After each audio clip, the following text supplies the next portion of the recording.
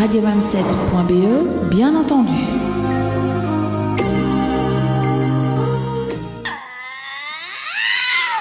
Thierry, Oui. stop ou encore? Je sais pas bien. On verra ça à la fin de la journée, non? Ah bah d'accord, parfait. Ouais, hein. Alors Thierry, on accueille 3 invités pour cette nouvelle émission on va prendre à peu près 1 heure pour discuter avec nos 3 invités. Alors qui est-ce qu'on retrouve autour de la table? Et on retrouve que des stars, Patrick, que des stars. C'est le style de l'émission. C'est un peu comme les autres qui sont 100 mètres plus loin là et qui font les gugus. Et ben nous aussi, on a des stars et elles sont un peu moins paillettes, mais beaucoup plus intéressantes. Nous avons par exemple Gaëlle Demey, je veux dire, la responsable femme CC. Elle va rectifier ça tout de suite parce qu'ils changent de terme tous les 6 mois. Non, c'est juste. Non, c'est juste. juste. Oui. C'est adorable. Mais et tu leur as mis un peu la pression quand même à nos 3 invités. Donc, voilà. Oui, non. Mais non, ils sont habitués, ils sont rodés, tout ça. Et à Jean Blairon, par exemple, on ne le présente plus, mais on va quand même le présenter comme chaque fois qu'on dit de quelqu'un qu'on ne le présente plus, vous suivez. Et donc, voilà, Jean, c'est le directeur de RTA. Administrateur d'RTA. Oh, quelle connaissance des dossiers. J'ai préparé mes émissions. La qualité change. Administrateur, oui. Enfin, Jean, c'est RTA, on a un mot commençant, voilà. Et il est aussi un spécialiste de l'analyse institutionnelle et un intervenant dans pas mal d'institutions. Et puis ensuite, nous avons comme 3e invité Patrick François Pearl. Alors François Pearl, eh bien, il est chroniqueur, notamment à RTBF, c'est juste ça? Oui, c'est une activité tout à fait secondaire. Oui, tout à fait. Et pour le reste, il est assis sur, il a la clé du portefeuille de l'INAMI. D'une partie. Juste une partie. Juste une partie. Parce que je comptais. Non, je suis directeur général du service d'indemnité, qui donc est le service qui s'occupe de l'incapacité de travail à l'INAMI. Oui, donc c'est quand même un gros portefeuille quand même. C'est 8 milliards par an. Voilà. Bon, c'est quand même pas rien. Bon, alors, on va commencer avec la question finalement du titre de cette émission d'1 heure. Tous les 3, et on va peut-être commencer avec François. Alors, Viva for Life, stop ou encore? Je dirais stopper encore, mais sans trop mouiller. C'est-à-dire que je pense que c'est une chose à considérer dans toute sa complexité. C'est-à-dire que le charity business a toujours existé, la charité plutôt a toujours existé. Elle a été remplacée après la guerre 40-45 définitivement par un système de sécurité sociale. Et je trouve inquiétant, effectivement, de revoir le prisme des questions sociales essentiellement sous l'angle de la charité. C'est-à-dire que le retour de la charité, en fait, est un marqueur assez inquiétant dans la société.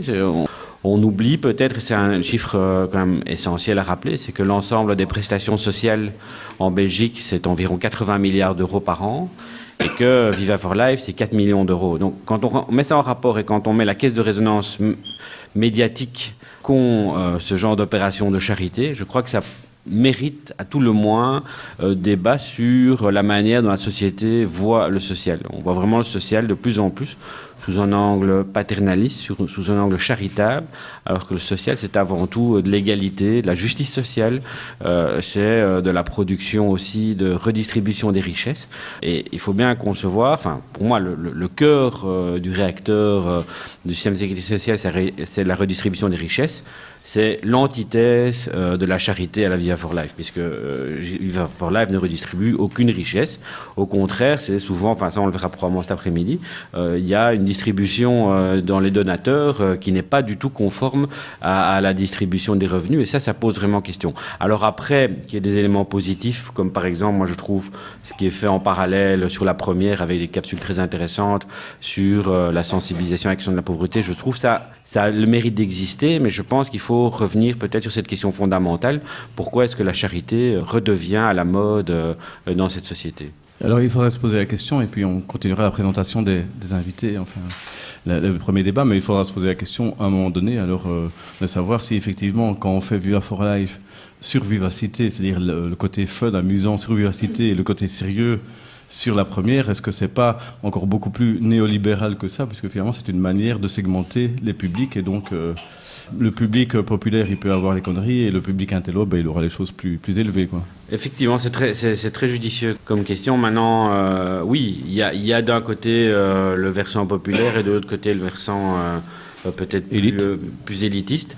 Maintenant, la première n'est pas interdite d'antenne à tout le monde. Donc, ce qu'il y a après aussi, c'est il serait peut-être plus intéressant, enfin moi j'ai pas de jugement à porter sur la manière dont RTB fait ses émissions, mais c'est vrai que Viva for Life, peut-être une opération de ce type-là devrait peut-être plus s'accompagner de pédagogie et d'un peu moins de show.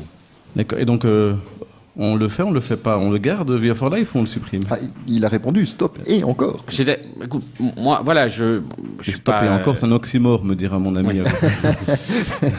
Non, mais pas de gros mots sur ce plateau. Il n'y a pas à se poser la question de savoir est-ce qu'on a interdit ou pas. Il y a la question de savoir qu'est-ce qu'on peut faire pour que la solidarité soit de nouveau vue sous l'angle de la sécurité sociale plutôt que sous l'angle de la charité.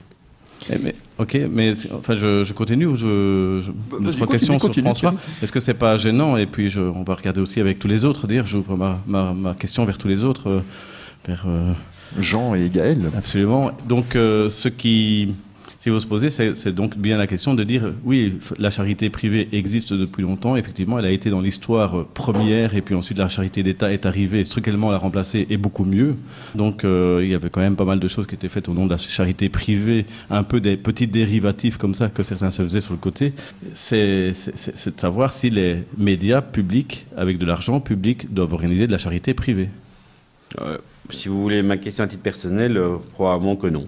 Je crois qu'effectivement, le rôle des médias publics, mais ils le font aussi, il faut le dire, parce qu'il y a quand même des très bonnes émissions à côté, le rôle des médias publics serait peut-être davantage de faire une semaine sur la sécurité sociale et sur l'état social plutôt qu'une semaine sur la charité privée. Surtout quand on voit ce que rapporte vraiment Viva for Life en termes d'efficacité financière.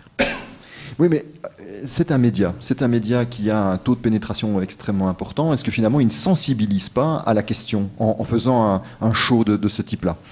Je crois que ça fait partie des effets positifs, parce que je ne veux pas tomber non plus dans du manichéisme. Il y a des effets positifs. Maintenant, ces effets positifs qui sont liés aussi à la manière dont la charité fonctionne. C'est-à-dire que la charité, c'est aussi choisir ses causes. Alors, je crois par contre que la question de la pauvreté infantile est un vrai problème en Belgique. Donc, ce n'est pas une segmentation qui est trop courte, mais c'est de nouveau prendre le problème sous un angle qui est très particulier et par ailleurs qui ne pose pas bien le problème, puisque si la charité, plutôt si la pauvreté infantile existe, c'est aussi parce qu'on est dans une société, c'est un phénomène global qui a été confirmé par le très bon rapport Piketty qui a été publié la semaine passée, où les inégalités se creusent. Donc si on dit que la pauvreté infantile existe et qu'on ne dit pas pourquoi elle continue à persister alors qu'on est dans une société de richesse et d'opulence, je crois qu'on passe effectivement à côté de la cible et qu'à tout le moins, si on fait ce genre d'opération de charité, il faudrait faire nettement plus de pédagogie sur pourquoi est-ce qu'on est dans cette situation. Donc c'est bien là où le bas blesse. C'est trop du show et pas assez de pédagogie, quoi. Gaël, Jean, je vous voyais opiner du chef tout au long de l'intervention ici de François. Est-ce que, Gaël, tu veux compléter, ajouter quelque chose Par rapport à la première question, stop ou encore, moi je crois que quand on se dirige vers la charité comme ça, la moindre honnêteté intellectuelle, ce serait de dire que ce type d'émission ne devrait plus exister. Et donc, il y a le slogan que j'aime beaucoup d'Infirmières de rue qui dit que l'objectif de la SBL, c'est de ne plus exister. Or, je trouve que dans Viva for Life, ça n'apparaît absolument pas. Le fait que l'objectif serait que ça n'existe plus et qu'on a les moyens, en 2017, en Belgique, dans une société quand même organisée, riche, enfin, il y a beaucoup de moyens. On a les moyens que la pauvreté des enfants n'existe plus. Et si la pauvreté des enfants existe, c'est parce qu'il y a une pauvreté des parents. Et donc, ça, je trouve que c'est vraiment regrettable, c'est que c'est passé ici sous l'angle du larmoyant ou du on sombre quand même fort dans le pathos, alors que derrière il y a des réalités politiques très fortes, il y a des choix politiques qui sont faits depuis 2 gouvernements qui sont d'appauvrir les gens. On a exclu des personnes des allocations de chômage, des allocations d'insertion, des mères de famille, et après on vient pleurer parce que leurs enfants deviennent pauvres. Mais oui, enfin, on peut pas aider tout le monde. Mais si. Si, on le faisait beaucoup mieux il y a quelques dizaines d'années, on le faisait beaucoup mieux que maintenant, depuis les gouvernements MR. Oui, mais il y a eu les crises entre-temps. Il y a toujours eu la crise, on peut dire. Et à un moment donné, il y a une question de choix politique. Ici, il y a 700 millions d'euros qu'on pouvait aller... 700 millions d'euros. Enfin, moi, je ne comprends pas. Qu'on pouvait aller rechercher, pour lequel la Belgique a été condamnée par l'Union, enfin par la Commission ou par l'Union européenne, je ne sais pas exactement quelle instance, parce qu'on n'a pas été les rechercher, donc de fraude fiscale. 700 millions d'euros. Alors, ça fait combien de Viva for Life? On a donné les chiffres tantôt. Donc 50 000. Ça coûtait 50 000 à la ville de Nivelles. Ouais, 50 000, mais donc Viva for Life ça fait gagner combien? combien, quelques millions d'euros, et là il y en avait 700 millions qu'on pouvait aller récupérer, et on ne va pas le faire. Donc c'est une question de choix politique. 4 millions à peu près d'euros. Voilà. Donc voilà, le calcul il est là. Donc les choix politiques, si on voulait vraiment qu'il n'y ait plus d'enfants dans la pauvreté en Belgique, on a tous les moyens de se les donner. Comme dans le monde d'ailleurs, ça on peut entendre des experts comme Olivier de Scuter enfin voilà, qui disent la pauvreté dans le monde est un choix politique actuellement. Oui, mais les gouvernements qui sont en place, les gouvernements ont été choisis. Ce sont des gens qui ont voté pour que ces gouvernements se mettent en place. Démocratiquement élus. Démocratiquement élus, effectivement. Comme oui, le gouvernement fédéral, on peut se poser la question, hein, si les francophones ont vraiment élu leurs représentants, ils l'ont élu, mais c'était pas la majorité. Enfin, je veux dire, le MR représente, voilà, c'était pas la majorité des votes des francophones, donc c'est tout les limites d'un système, voilà, d'un système tel que le nôtre, où on fait des compromis, où on fait des alliances, et c'est normal, et c'est tant mieux, et c'est pour ça qu'on se tape pas dessus, enfin, pas trop à longueur de semaine ou à longueur d'année, mais à un moment donné, en tout cas, moi, je ne suis pas représentée par ce gouvernement. Non, le gouvernement fédéral, absolument pas. Le gouvernement wallon, ben voilà, on a vu l'exemple qu'ont donné certains politiques ici pendant cet été, c'est compliqué, quoi. Je me réjouis de voir les élections prochaines qui vont arriver ici, si les électeurs vont prendre conscience de ça, vont prendre conscience qu'à un moment donné, voilà, il y a des choix qui sont faits, il y a des choix graves qui sont faits. Et donc, si on veut sombrer dans le pathos, qu'on aille voir les plus pauvres des enfants. Et ils sont où ? Ils sont au parc Maximilien. Pour le moment, ils sont dans des endroits où ils sont même pas représentés du tout. Parc Maximilien qui se vide. Hein. Franken a quand même mis tout en place. Qui se vide grâce à qui ? Grâce à des gens qui Soudanais peuvent rentrer Patrick, au chaud. S'il te plaît, tu vas pas commencer à défendre Franken. Même en Flandre, ils ne le défendent plus. Oui, et surtout moi, dans ma position, défendre... Non, je ne défends pas. Bien sûr que je ne défends pas. Même en Flandre, il n'est plus défendu. Je ne sais pas si vous avez écouté des informations récentes, mais il est même remis en question par le VLD là-bas. Donc, non, tout à fait. Et bien évidemment, en tant que directeur du CRIBEW, je ne peux que condamner évidemment l'attitude de Franken depuis le début du gouvernement. Et ici, avec le fait de renvoyer les Soudanais dans un pays où on va les torturer, ce n'est évidemment pas tout à fait normal. Jean, je vois que tu as pris des notes. Oui, j'écoute ce qui se dit. À la question Stop ou encore, je voudrais d'abord faire remarquer que la RTBF a déjà répondu. Oui. Ce sera encore. Et Nivelles aussi d'ailleurs, puisque l'année passée, suite au succès entre guillemets de l'émission, on a annoncé qu'il y avait, et c'est assez révélateur me semble-t-il, un accord de la chaîne publique avec ses sponsors pour que Viva for Life puisse envisager son avenir dans le moyen terme. Alors c'est riche d'enseignements, puisque donc on voit bien le statut réel de l'émission. Il ne s'agit pas de faire de l'éducation permanente, il s'agit d'une émission qui cherche à se pérenniser pour elle-même. Je voudrais faire remarquer aussi que cette pérennisation est assez contradictoire, puisque si on cherchait à avoir une efficacité sur la question qu'on entend résoudre, c'est-à-dire la pauvreté infantile, on n'envisagerait pas d'office qu'on va être inefficace pendant 5 ans, pendant encore 5 années. D'ailleurs, le slogan de cette année, ma collègue me l'a rappelé, c'est 5 ans déjà, mais l'urgence reste. Bon, on ne peut pas mieux dire qu'on est absolument inefficace. Bon, et donc là, on a un problème. Alors, je voudrais réagir, si vous le permettez, à deux points qu'ont amené, deux points intéressants qu'ont amené les collègues autour de cette table. Je pense que la question de la charité devrait être décomposée en deux concepts bien différents. C'est Luc Boltanski qui propose ça. Donc il distingue la compassion et la pitié. Alors, la compassion, c'est ce que nous pouvons éprouver chacun personnellement pour un proche que nous croisons et que nous décidons ou pas d'aider, mais dans la discrétion. C'est probablement ce qui se passe au parc Maximilien, même si on en parle beaucoup. Tandis que la pitié, c'est une action à distance qui ne peut agir que par l'éloquence et donc par la surdémonstration. Je pense que la compassion a toujours existé. Essayer de la transformer en pitié, ça m'inspire beaucoup de chagrin, pour faire ce jeu de mots.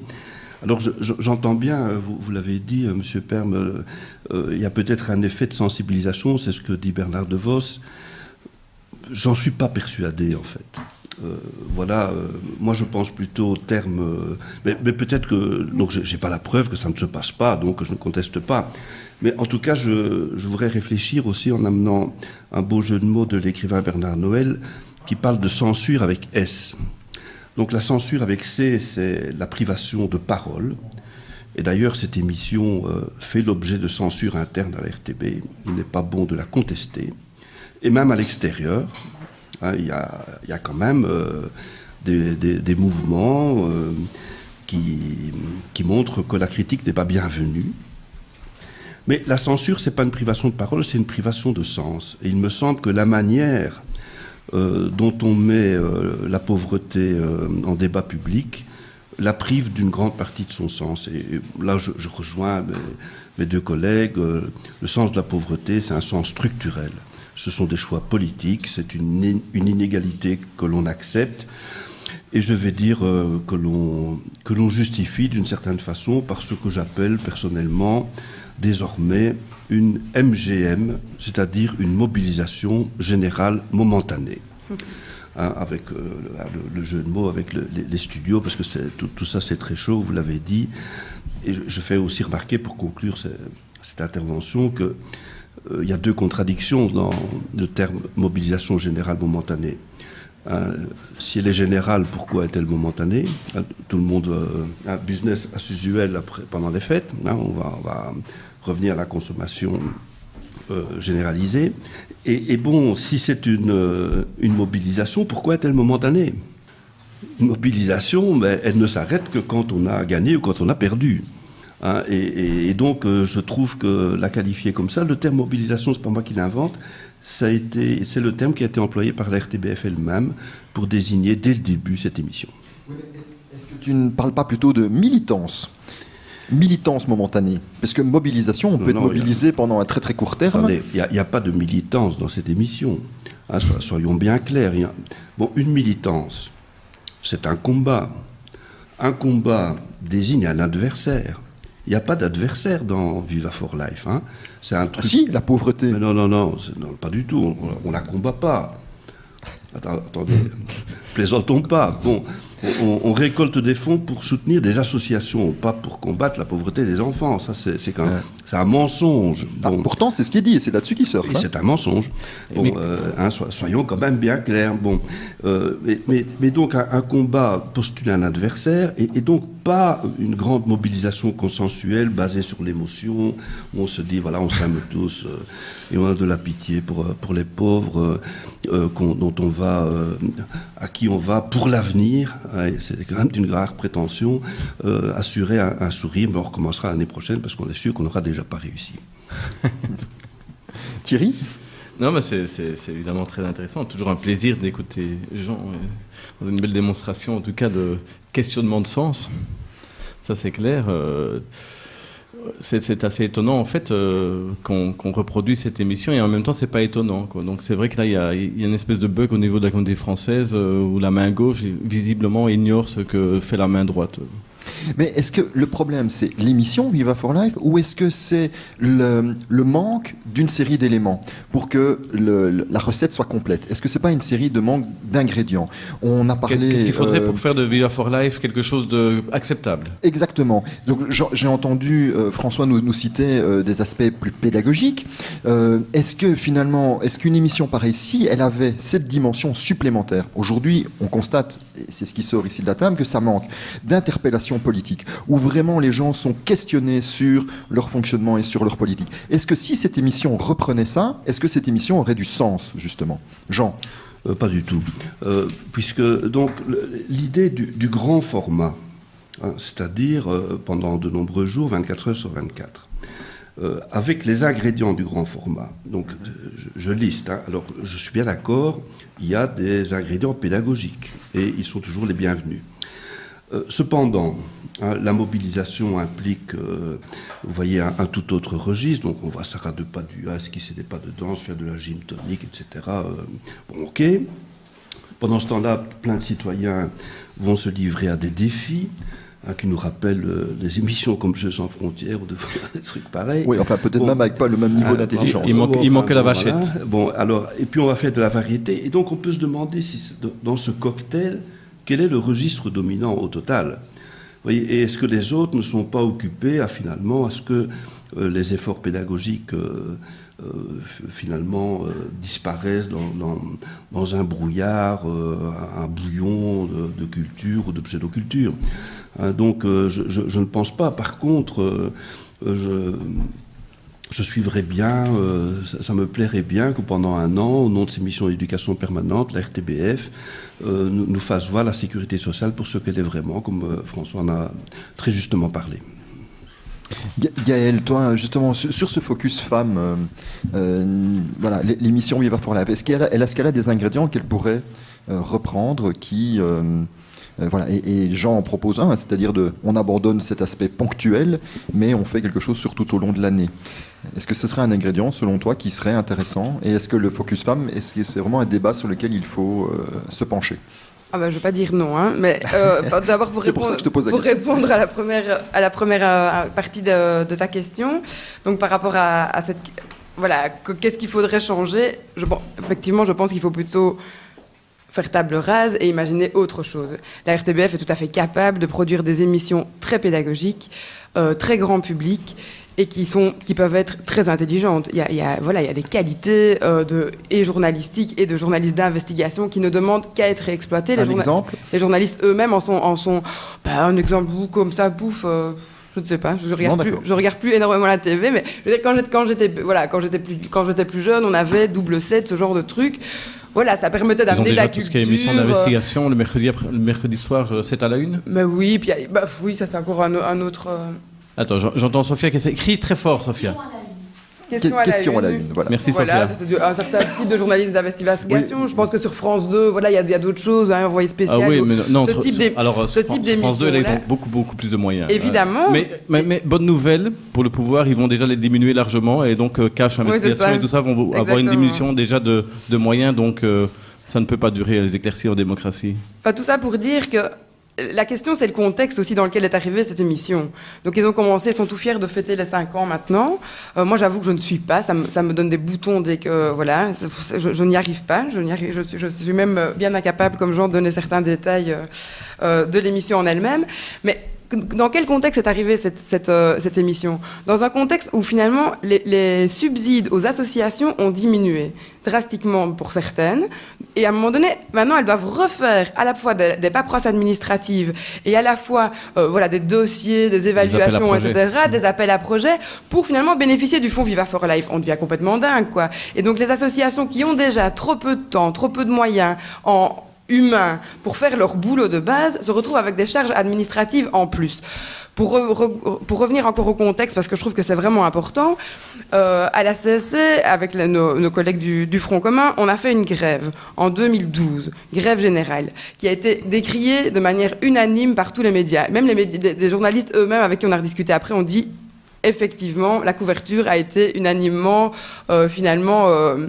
subjective, et on a loupé notre rôle à ce moment-là. Donc on a été décrié de toutes parts, et c'était dur parce qu'on était vraiment sur les piquets avec les gens, avec les travailleurs, avec les travailleuses qui étaient dans des emplois précaires. Moi, je me suis fait agresser par un dirigeant là de chez Primark à Liège, mais qui disait vous la laissez entrer, c'est ma travailleuse, j'ai tous les droits sur elle. Voilà un des exemples qu'on a eu. 2 semaines après, la RTBF, non mais c'est vrai, c'est du vécu. 2 semaines après, c'est pour faire le lien. Il était le patron. Exactement. D'accord. Tu lui as demandé le ticket de caisse? Il était le gérant primaire. 2 semaines après, la RTBF organisait un fonds pour remplir les cuves à mazout des personnes qui n'y arrivaient pas parce que l'hiver était particulièrement rude cet hiver-là. Et Primark a reçu du pétrole. Et il n'y a eu aucun lien qui a été fait entre les raisons de la grève générale qu'on avait quand même plus fait depuis des années et des années, des dizaines d'années, et le fait que les gens tombaient dans la pauvreté et ne savaient plus remplir leur cuve à mazout. Donc là, je trouve qu'il y a quand même un lien qui est d'une intelligence intellectuelle. Enfin, c'est quand même... il faut à un moment donné être honnête intellectuellement, c'est ça que je voulais dire, d'une honnêteté intellectuelle de base, qui est de pouvoir lier les choses. Et ici, c'est exactement la même chose. Viva for Life, on va dire que les enfants tombent dans la pauvreté, et on ne parle pas de redistribution, on ne parle pas de redistribution primaire, on ne dit pas pourquoi, depuis des années de gouvernement, avec le MR au pouvoir, on a diminué le taux d'imposition des gens. Donc, c'est-à-dire que ceux qui gagnent le plus doivent payer proportionnellement moins maintenant d'impôts. Et c'est ça qui creuse le fameux trou de la Sécu, et c'est les fuites au niveau fiscal qui les creusent, qu'on ne donne plus les moyens. Donc voilà, je peux continuer là-dessus longtemps, on peut y revenir après, mais je trouve qu'il faut être à un moment donné honnête intellectuellement, et la RTBF, dans un rôle de service public, doit rentrer là-dedans. Sur les femmes, évidemment, je vais dire simplement une chose pour essayer d'être brève et de laisser aussi la parole aux autres, c'est que on a une image parfois tronquée de la pauvreté. Quand on dit pauvre, on voit un SDF sous un Porsche avec une bouteille à la main, mal rasé, etc. Or, en 2010 déjà, Riccardo Cerenti, qui est un sociologue belge, disait « L'homme le plus pauvre de Wallonie est une femme ». Et donc, au fait, la vraie pauvreté, c'est une femme entre 30 et 40 ans, qui a 2 enfants et qui est femme monoparentale. C'est elle qui est vraiment touchée par la pauvreté. Et comme l'a dit Jean et comme l'a évoqué Jean ici, cette personne-là, on ne la met pas dans les projecteurs. Et c'est pas l'image... c'est pas ce pauvre-là qu'on a envie d'aider. On a envie d'aider un petit enfant un peu crado. Mais en fait, c'est elle qui a du mal à nouer les 2 bouts tous les mois. Et qui, comme le dit très bien Christine Mailly du réseau Wallon de lutte contre la pauvreté, ces personnes-là et ces femmes-là, ces jeunes mères-là, elles connaissent le prix de tout. Jusqu'au moindre cent. Elles savent dire la brique de lait exactement au cent près combien. C'est parce qu'elles ne font que compter jusqu'à la fin du mois. Et elles n'y arrivent pas. Thierry. Wow. Non, mais donc là, on a envie de dire tous avec Gaëlle. Hein, on a envie de dire que Gaëlle est bien vénère et qu'elle est enragée et que donc on peut... Enragez-vous avec Gaëlle. Oui, tout à fait. On va monter aux barricades avec Gaëlle. Elle va nous montrer un de ses seins comme Marianne et hop là, et on va avancer. Jusqu'à présent, cette émission s'était passée dans une bonne tenue. Oui, c'est ça. Je vais Restons sur le ton. Restons sur le ton. J'utilise les symboles là, si vous voulez bien. Pas de plaisanterie de caniveau. Tu peux aller, sans mettre plus loin, tu peux faire ce genre de feinte. J'ai entendu tantôt, ça marche. Okay. T'as vu bon, allez, je vous laisse alors. Tu pointes et tout. Bon, j'ai entendu ça tantôt. C'était très très chouette. On a l'impression d'un, comment dire, les grosses têtes version low cost. Mais pour rebondir avec ça, oui. J'avais envie de vous faire écouter un petit extrait que j'ai été prendre. C'est un YouTuber qui s'appelle Et tout le monde s'en fout, qui est vraiment très intéressant, et il parle justement de la pauvreté et du fait que les femmes sont beaucoup plus invisibles que les hommes en termes de pauvreté. On écoute. I don't want to set the world on fire. Je voudrais bien qu'on regarde un truc invisible. Les femmes sans abri. Parce qu'on est bien d'accord que dans nos sociétés qui collectionnent les œillères, être SDF, c'est vrai que c'est pas le barreau de l'échelle sociale auquel t'as le plus envie de te raccrocher. Oui. En gros, quand on parle du fond du trou, bah c'est ça. Mais pour aller en dessous du fond du trou et multiplier ton facteur de malheur par 76, tu peux en plus être une femme. Ça va, tu vas pas encore pleurer sur les femmes, elles souffrent pas plus que les autres SDF, et la France c'est pas non plus Bagdad, elles ont qu'à aller dormir dans des centres. Va faire un câlin à l'autoroute. En plus de dormir dans la rue, de crever de faim et de se faire tabasser, de galérer avec des histoires d'hygiène, d'intimité, d'estime de soi, une femme sans abri, ça risque aussi de se faire violer tous les jours. En gros, quand t'es une femme, pour survivre dans la rue, t'es obligé de trouver des tactiques. Vous auriez une petite pièce ? Par exemple, si tu trouves pas de place dans un centre d'hébergement, une solution c'est de te coller dans un bus de nuit et de te taper des allers-retours sur toute la ligne en espérant pouvoir somnoler un peu, à condition de pas te faire agresser. Il y a aussi celles qui marchent toute la nuit. Non, c'est pas pour rester mince. C'est pour pas s'endormir et risquer d'être confondu avec une poupée gonflable. Après, il y a celles qui vont dans les gares en espérant de pas se retrouver toutes seules. Ou celles qui décident de se camoufler pour qu'on leur foute enfin la paix. Écoutez-moi bien, bande de greluches. Vous allez me raser ses cheveux et vous racler la gueule contre le bitume jusqu'à ce que votre mère vous reconnaisse plus. Ça te fait rire, toi ? Tu vas me faire 3 fois le tour de la gare en faisant la mendicité sans prononcer les consonnes. Sinon, il y en a aussi beaucoup qui font en sorte qu'on s'aperçoive même plus que c'est des femmes. Une cigarette, peut-être ? Mais comme il y a toujours moyen pour que ce soit encore pire, tu peux aussi être enceinte et accoucher sur le trottoir. T'es vraiment qu'un vautour qui fait du buzz sur les problèmes des gens. En plus des femmes SDF, il y en a presque pas dans la rue et on les croise jamais dans le métro. Appelle le service après-vente de ta perspicacité. Pour te donner une idée, à peu près 1 sans-abri sur 4 est une femme. Et comme il y a beaucoup plus d'hommes sans-abri, statistiquement, les dispositifs en place, déjà qui sont rares, sont plutôt pensés pour des hommes et rarement pour des femmes. Oui, écoutez, vous êtes une femme, j'entends bien, mais moi, avec votre dossier, je peux pas vous avoir de place avant le 28. Bon, je vous cache pas qu'une petite maladie incurable, ça vous aiderait à remonter dans la pile. Oui. Je vous dis pas que c'est moi qui vous l'ai dit. Et ce n'est pas parce que les femmes se retrouvent sans abri qu'elles cessent d'être des êtres humains comme les autres. Du coup, pour avaler la honte qu'elles ont d'être à la rue, et pour garder un peu de dignité, elles s'habillent souvent comme des femmes de tous les jours, et sillonnent anonymement la foule. C'est pour ça que t'en croises tout le temps, mais que tu sauras jamais qu'elles sont sans abri. Écoutez mademoiselle, moi je veux bien vous aider, mais vos vêtements ne sont même pas troués et vous sentez à peine le chien mouillé. Moi je ne laisse pas passer ça. Non.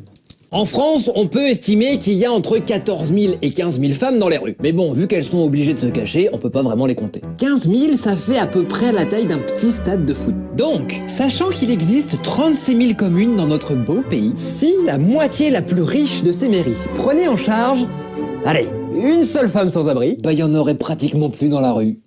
Parce que le paradoxe, c'est que comme elles sont moins nombreuses, elles sont pas prioritaires, mais c'est aussi parce qu'elles sont moins nombreuses qu'on pourrait avancer sur le problème plus vite et plus facilement. Et tout le monde s'en fout. So, bongo, bongo, bongo, I don't wanna leave the Congo, no, no, no, no, no. Ok, tas de grognasse. Aujourd'hui, on va apprendre à grimper au lampadaire pour éviter les mecs qui veulent vous choper. Quoi, la société? C'est ma main dans ta gueule, la société. Ça te fait encore marrer, toi? Radio27.be, bien entendu. Non, c'est le moment où tu peux. Voilà, c'était donc Et tout le monde s'en fout, hein, donc ce youtubeur sur YouTube, bien évidemment. Gaël, en termes de réaction, c'est évidemment français, hein, ce qu'on vient d'entendre ici. Il parle de 15 000 femmes, il parle d'une femme sur 4 qui est dans la pauvreté. Ici, bon, lui, il se concentre sur l'aspect SDF. Est-ce que c'est la même situation en Belgique? C'est pire? Ou c'est mieux? Écoute, je ne sais, les chiffres, je ne sais pas. Je ne vais pas raconter des bêtises. Je n'en sais rien. En général, la situation en France sont fort parallèles avec les situations en Belgique. Mais là-dessus, voilà, j'ai pas de chiffres. Je ne peux pas te donner une information. Alors, l'aspect invisibilité. Donc, il dit les femmes sont invisibles et donc même les femmes SDF qui vivent. Alors, je reste vraiment sur ce qu'il dit. Hein, donc, dans la rue, s'habillent et on ne peut pas percevoir qu'elles sont SDF. Est-ce que c'est la même chose ici, l'invisibilité? Mais je crois que l'invisibilité des thématiques et des mesures qui touchent les femmes, elle est bien là. Et un des problèmes, c'est que statistiquement, les femmes ne sont pas toujours là non plus. Je m'explique. Quand on fait des politiques, dès le moment de la conception des politiques, on peut demander à avoir des indicateurs genrés, c'est-à-dire avoir simplement une petite colonne hommes et une petite colonne femmes qui permet de voir qui sont les vrais publics cibles au bout du compte. Et quand la politique a été menée, quelque chose qu'on a un peu du mal à faire en Belgique, on peut évaluer les politiques, hein, voir qu'est-ce qui en ressort.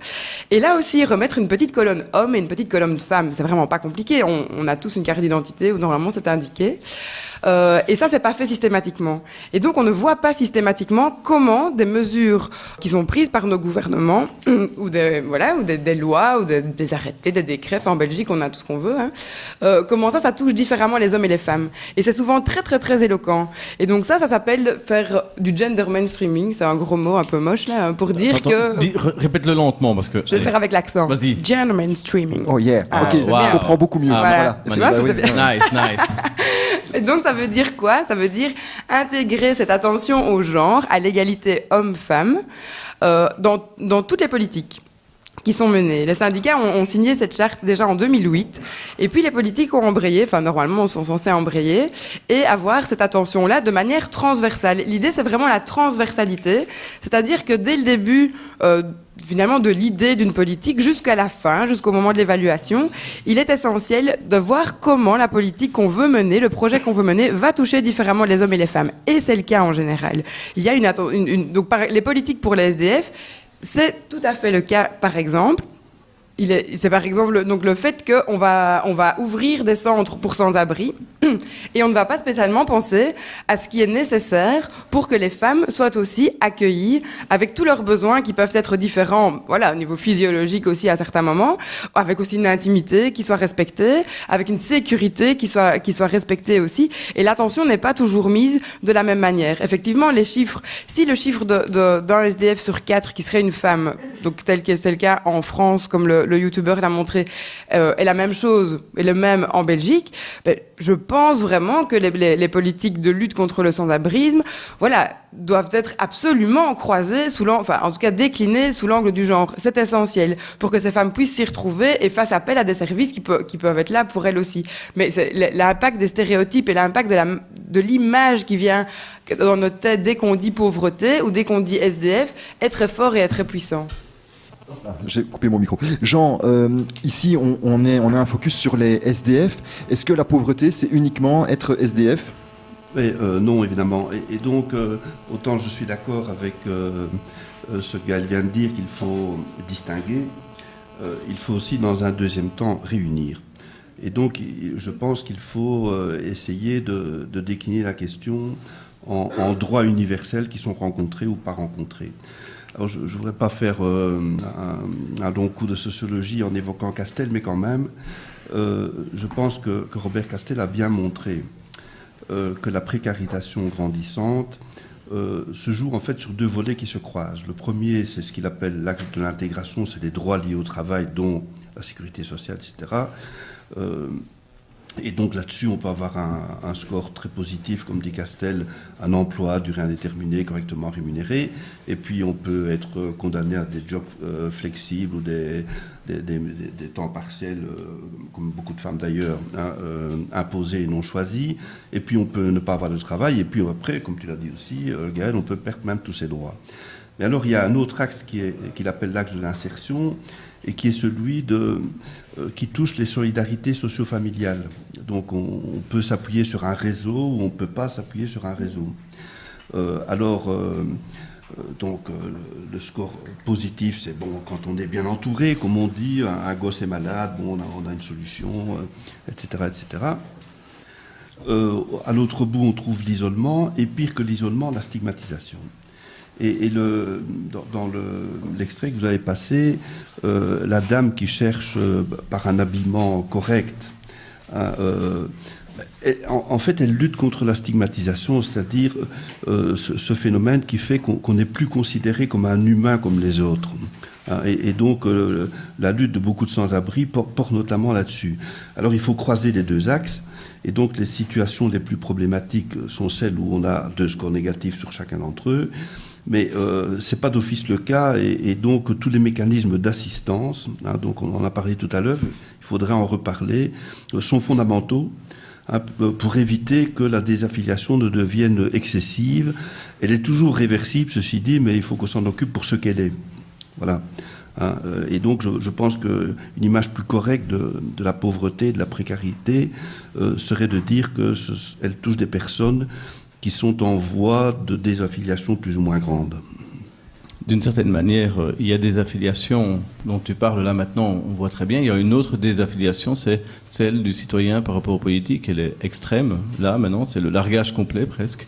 Est-ce qu'il n'y a pas un risque à un moment donné qu'il y ait un lien entre ces deux types de désaffiliation, qui soit une forme de dérive totalitaire par exemple ? Mais il y a, après je pense que mon collègue voudrait réagir, mais je crois qu'il faut parler aujourd'hui d'un désespoir politique. Ouais. C'est-à-dire que trop de nos concitoyens n'y croient plus.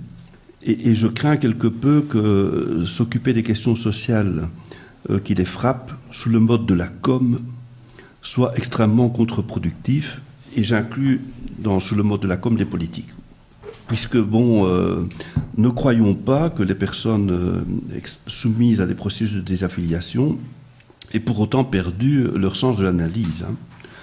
Simplement, les discours hallucinants ou surréalistes qu'on peut tenir à leurs propos les conduisent à ne plus croire du tout à la solution politique, ce qui serait catastrophique.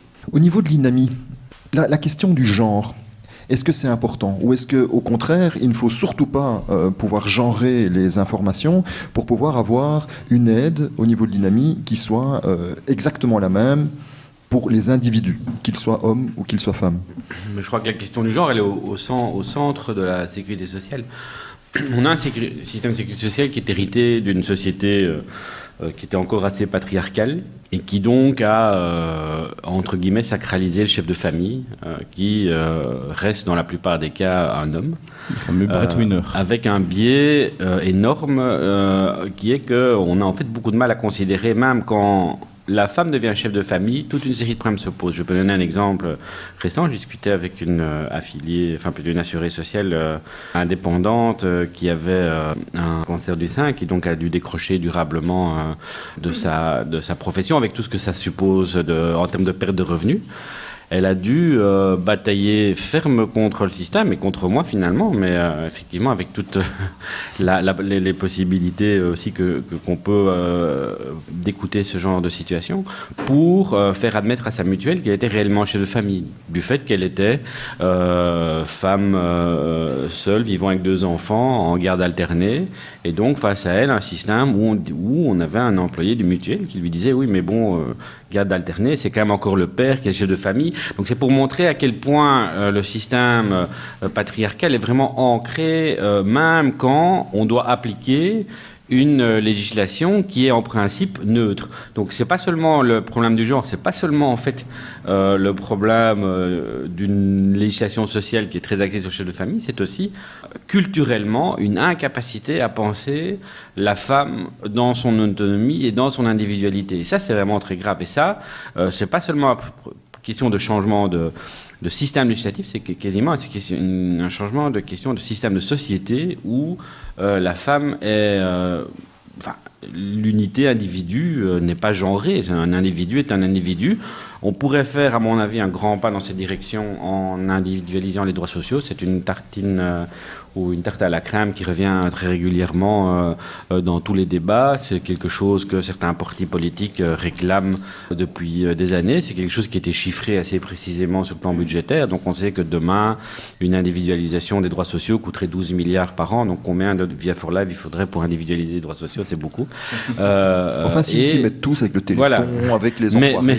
Mais c'est vraiment une question qui devrait être au centre du débat politique parce que il n'y a pas de solution, il n'y a pas d'issue à la situation sociale actuelle sans remonter toutes les allocations sociales au-dessus du seuil de pauvreté et sans les individualiser complètement. C'est la seule réponse qu'on peut apporter au problème de pauvreté, c'est la seule chose qu'il faut marteler en permanence. On en connaît le coût, on sait que c'est ce qui rendrait définitivement le système de sécurité sociale belge performant. Il faut quand même savoir, je voudrais quand même donner un élément positif dans toute cette discussion, c'est que les taux de pauvreté en Belgique sont quand même relativement en deçà des moyennes européennes, qu'on a un système de sécurité sociale qui performe mieux que celui de nos voisins néerlandais et allemands, par exemple, et que donc il y a une base qui n'a pas été complètement érodée, qui permet peut-être de reconstruire les choses. En Hollande, par exemple, c'est totalement impossible dans la mesure où on a très largement privatisé le système. Aussi, en Allemagne, on a encore un système public qui est basé sur la concertation sociale, qui est basé sur des partenariats très forts avec les mutuelles et les syndicats qui sont un peu la cavalerie légère de l'État social sur le terrain, qui sont ceux qui sont en contact avec la sécurité sociale. Donc on a en fait vraiment beaucoup de choses en main pour parvenir vraiment à éradiquer la pauvreté. Et ce que je dis toujours, on connaît le prix de l'éradication de la pauvreté en Belgique, c'est 12 milliards. Et c'est un choix politique à un moment donné. Il faut savoir est-ce que oui ou non, c'est un choix de société qui dépasse très largement le clivage gauche-droite. La question de l'éradication de la pauvreté, il faut savoir par exemple qu'un des présidents américains qui a le plus fait pour l'éradication de la pauvreté, c'est Nixon. Donc je dis cet exemple-là toujours de manière un peu provocatrice pour dire que c'est pas une question d'opposition gauche-droite, c'est une espèce d'impératif moral de la société dont on connaît le coût et dont il faudra un jour se demander pourquoi est-ce qu'on ne fait pas ce petit pas, parce que c'est effectivement un petit pas supplémentaire pour l'éradiquer complètement. Parce que la pauvreté est rentable ?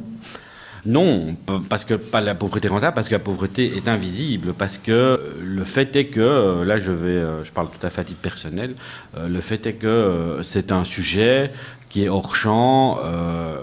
Et c'est en ça peut-être que Via for Life n'est pas complètement inutile. C'est un sujet qui est hors champ médiatique. C'est un sujet qui est très peu traité sur le plan médiatique, et c'est aussi un sujet qui est souvent hors champ politique, parce que, et voilà, c'est comme ça, c'est la reproduction sociale.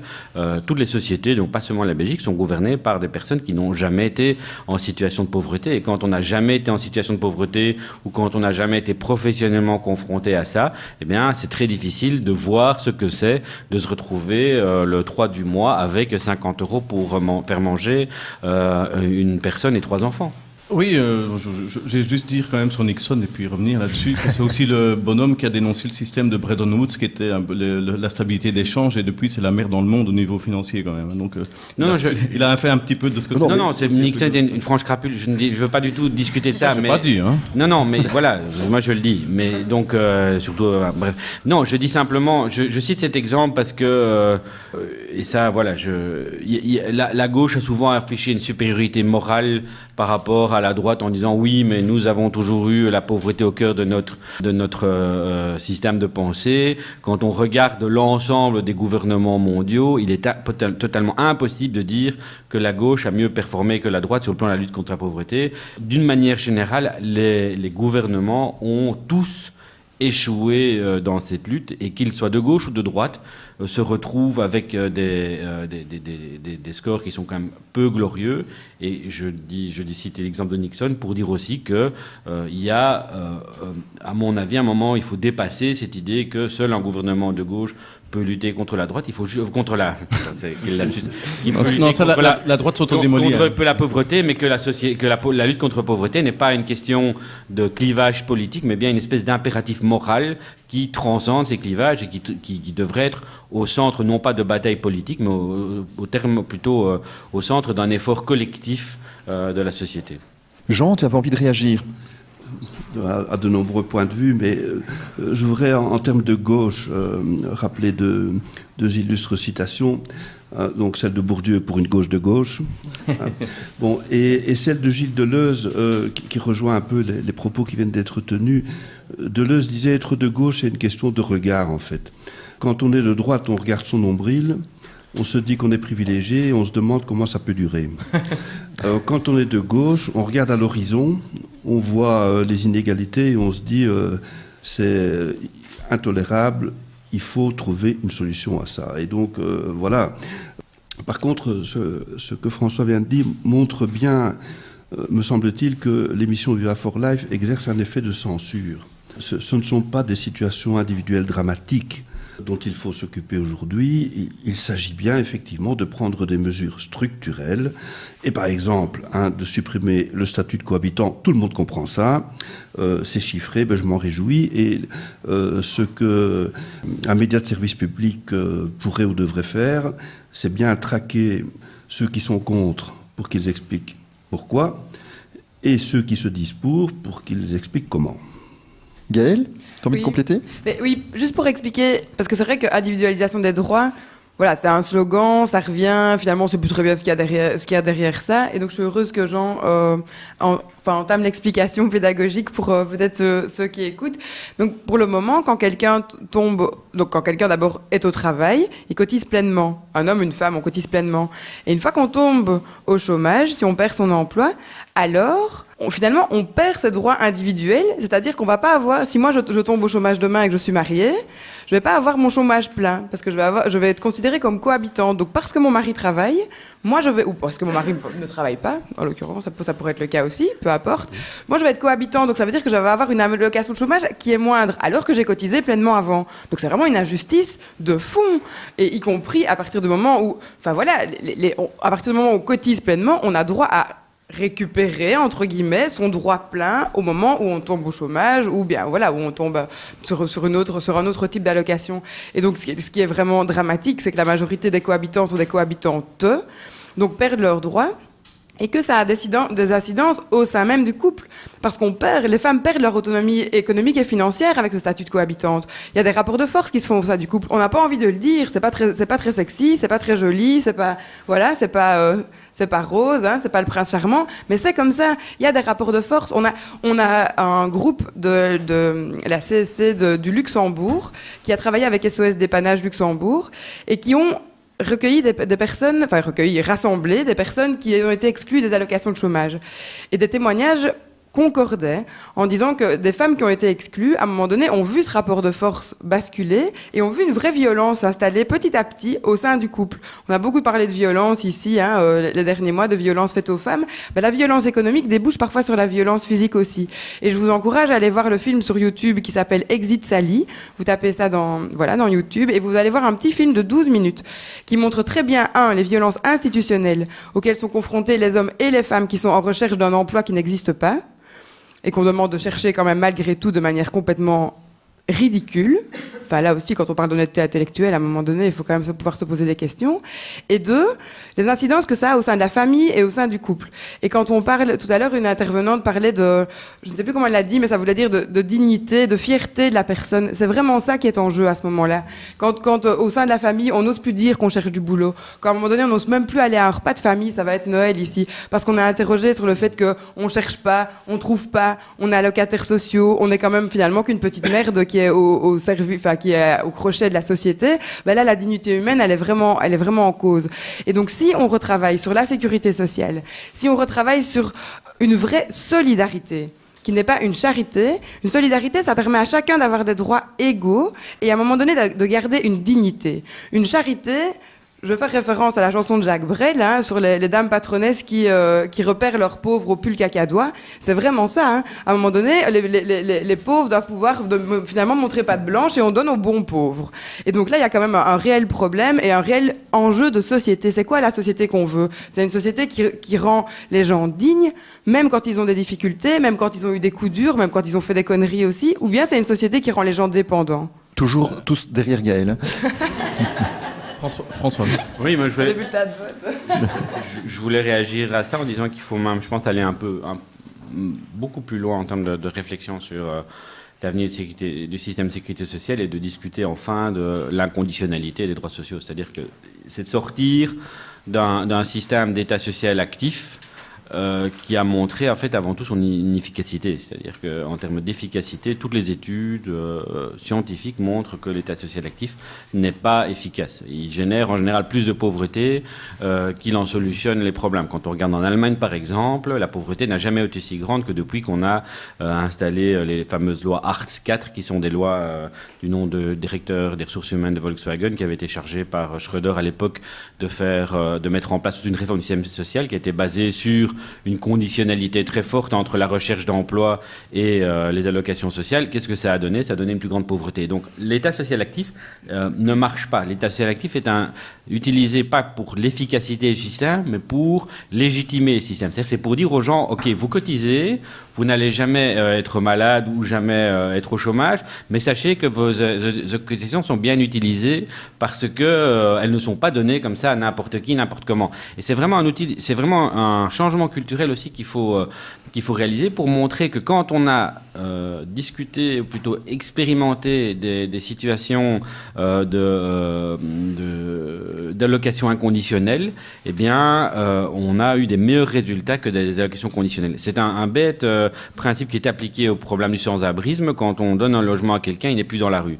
Quand on donne de l'argent à quelqu'un, il n'est plus pauvre. C'est tout. Et donc, c'est un système qui est basé sur la confiance, qui est basé sur le fait que beaucoup de personnes n'ont pas une recherche d'oisivité, mais une recherche d'utilité sociale, et que l'utilité sociale, elle ne se manifeste pas seulement aussi dans un emploi rémunéré, mais dans toute une série de petits leviers, de petites choses qui font que les gens sont utiles socialement, et on n'est pas utile socialement seulement en allant travailler de 9 à 17 heures, mais aussi en assurant toute une série de fonctions sociales qui ne sont pas forcément rémunérées. C'est ce changement-là qu'il faut, à mon avis, progressivement mettre en place, et c'est certainement pas avec des instruments de charité comme Viva for Life qu'on commencera à avoir ce genre de débat, c'est clair et net.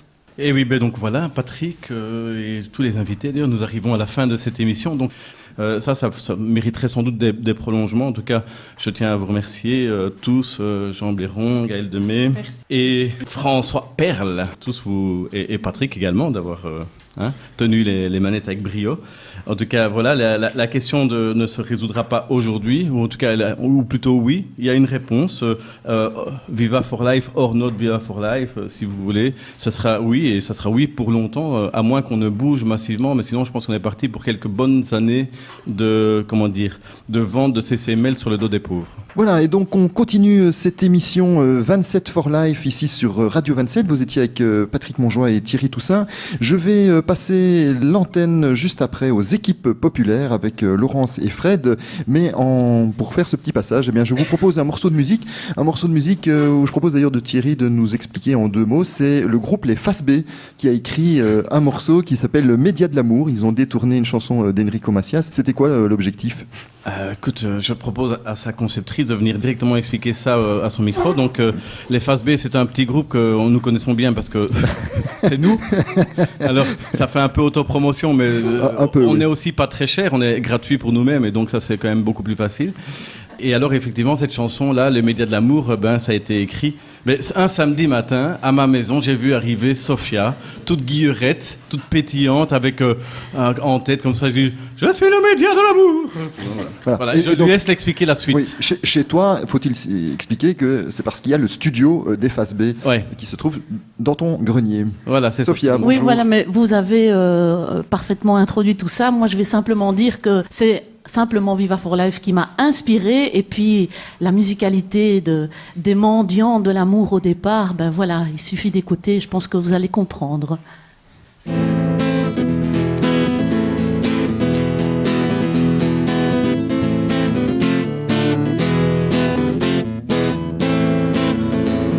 J'ai de l'amour plein le cœur et quelques billets, je ne pense qu'à faire le bien et partager. Moi, vous pouvez tout me prendre, je suis comme ça. Ne cherchez pas à comprendre, écoutez-moi. Dans tout nivelle, viva appel au don. Moi, je chante pour ceux qui donnent, mais pas pour les harpagons. Il n'y a pas de honte à aider les enfants qui vivent dans la misère jour après jour. Donnez, donnez, donnez, donnez à Viva. Donnez, donnez, donnez, Dieu vous le rendra. Donnez, donnez, donnez, donnez à Viva. Donnez, donnez, donnez, Dieu vous le rendra. Si Viva for Life est là, c'est par charité. L'État gère mal nos richesses, il faut donner. Le bonheur est à vendre, le média est roi. Venez jusqu'au cube, écoutez ça. On est tous sur la grande place pour aider les enfants. Qu'on soit pauvre ou milliardaire, on restera toujours les mêmes. Viva est extraordinaire, ce média de l'amour. Ses animateurs sont des stars chaque jour. Donnez, donnez, donnez, donnez à Viva. Donnez, donnez, donnez, Dieu vous le rendra. Donnez, donnez, donnez, donnez à Viva. Donnez, donnez, donnez, Dieu vous le rendra. Alors laissez-moi vous dire, la générosité, ce n'est qu'un pansement contre la pauvreté. J'ai envie de savoir pour qui et pourquoi l'État a des comptes à rendre, écoutez-moi. Dans toute la Wallonie, on appelle le média de l'amour. Moi, je chante pour ceux qui donnent et ce seront toujours les mêmes. Il n'y a pas de honte à aider les enfants qui vivent dans la misère jour après jour. Donnez, donnez, donnez, donnez à Viva. Donnez, donnez, donnez, Dieu vous le rendra. Donnez, donnez, donnez, donnez à Viva. Donnez, donnez, donnez, Dieu vous le rendra. Dans toute la Wallonie, on appelle le média de l'amour. Moi, je chante pour ceux qui donnent et ce seront toujours les mêmes. Il n'y a pas de honte à aider les enfants qui vivent dans la misère jour après jour. Donnez, donnez, donnez, donnez à Viva. Donnez, donnez, donnez, Dieu vous le rendra.